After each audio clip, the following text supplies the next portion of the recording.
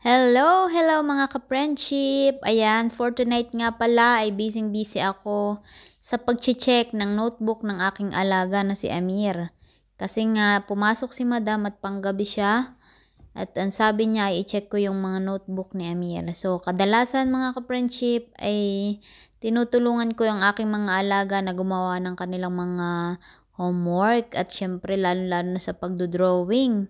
So yung hindi ko nagagawa noong pumapasok ako, nung nag-aaral ako, ngayon nagagawa ko sa iba.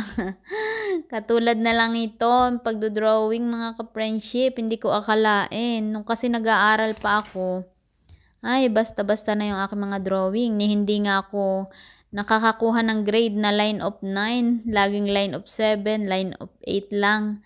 Pero ngayon, nagagawa ko sa mga alaga ko, mga ka-friendship, na perfect nila yung score nila sa pagdodrawing kasi nga ako yung gumagawa. At yun nga, masaya naman ako mga ka-friendship sa aking ginagawa. At least nakakatulong ako kahit papaano sa aking mga alaga. At least one day, maaalala nila na mabuklat nila yung kanilang mga notebook, makita nila at maalala nila na ako ang gumawa. O diba? Yun lang mga ka-friendship. Thank you so much.